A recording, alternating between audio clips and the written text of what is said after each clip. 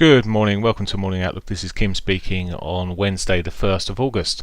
So, well, the Euro's back into its centre point of its range. Talked about this yesterday, whether it would be able to push up and close beyond this trend line. Well, the answer is no, it's broken it though. Again, whether that holds up too much, we'll see. There is a hint of bullishness into the or weakness, should I say better, into the US dollar. So there's the hint of that, but it's not suggesting too much as of yesterday when we saw the retracement continue from the midday bar there through, eventually retracing right back past the daily pivot. Now today, well, we've got the daily pivot above us. I wouldn't be too shocked if it went up to catch that at some point. There's a whole plethora of moving averages that are sitting in the way. Well, it almost seems so what when they're sitting so almost horizontal, all of them. There's very little effect. The yellow 200 and the pink 500 are pretty much horizontal. The others are flattening, and it's just the nature of this market at the moment. So there is potential for that to push up there. The short-term movement here would suggest maybe further downside. We'll just see how this runs through. But the way this market's just been moving, it's choppy, and there's little really steerage in it.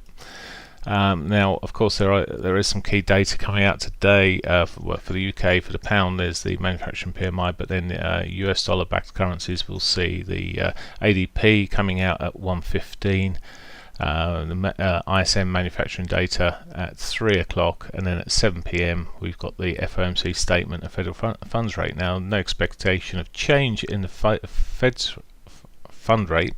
However, the statement may have some changes in it, and that's what will be watched carefully. So Fed's fund rate on this occasion is expected to remain at 2%, and the FOMC statement, well, that's the key factor there. So there's the euro anyway, looking like, well, there's also potential for it to come back into that point, and that at that level it could be, well, maybe a sell point, but we'll see. Pound,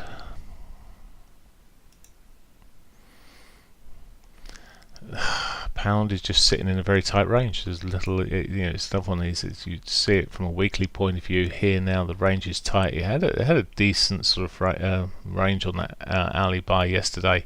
But you can see it's chopping along, really. New monthly pivot just above. In fact, I didn't refer to that on the euro. Let's just check it. So I think it's flat. Didn't even notice it. So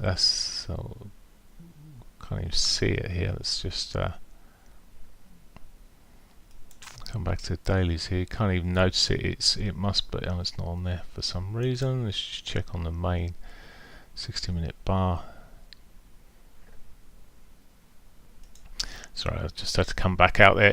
There it is. It is still bang in the middle there. It took a little while to load. There's a bit of a slowdown in what's going on here. So, as I say, with cable, new pivot just above that may just draw the price up towards that. There's also the daily pivots just above us as well. So within this chop, if you see, it's just riding out near the lows here. It may well bounce and continue through towards that monthly pivot, maybe through it, but in the way it's chopping back and forth at the moment. Dollar yen, when it finally loads, it'll be good. There we go, dollar yen. So bang on its new pivot. It held onto its the dollar held onto the gains yesterday, pushed on through. That does look like, well, there is the potential for that to carry on at the moment. It's pushed on through into its the average there, back into that pitchfork I've drawn on there actually, but still edging up and still looking quite solid there at the moment. So any sell-off, well, looking, I mean, daily pivot's below there, so that might draw price down eventually. There is arguably going to be some divergence sitting across here. There is into these highs, so well, we could see it edge back there at some point, to a degree at least. Aussie dollar, Aussie dollar, well, no surprise there, continues to chop. It's walked into its monthly pivot because the pivot is just sitting there in the middle of the chop, and it just really was slight rising market yesterday. So it's corrected itself through the Asian session there. It's later, it continued up through that 12 o'clock bar, which the other markets were failing on. It continued with a bit of strength through there, but it's failed through the Asian session anyway.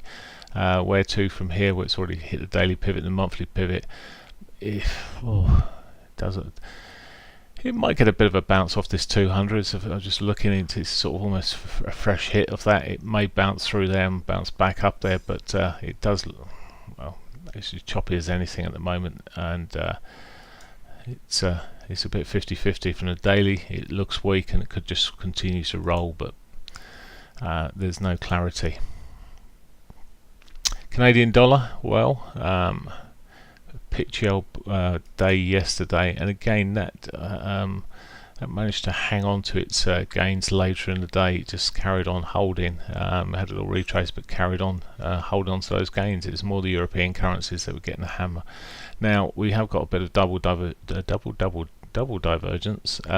just double divergence on the 4 hourly here, which well, may see a bit of a bounce, but daily pivot's just fractionally above us here. It's slow at this time of the morning. Maybe it's showing us a bit of a path there. We do have the crude oil inventories later on, which would give it a kicker. Difficult one to really map out, although it is still erring on the downside here. It still seems to have got to be in that sort of trend. If anything's got a trend, this may be the one that's got a bit of a trend going on at the moment. However, the monthly pivot new monthly pivot is above, so any rallies I would look for that in terms of initial targets at least. Okay, that's pretty much it. As I said, news-wise today, just to recap, UK manufacturing PMI at 9:30 this morning.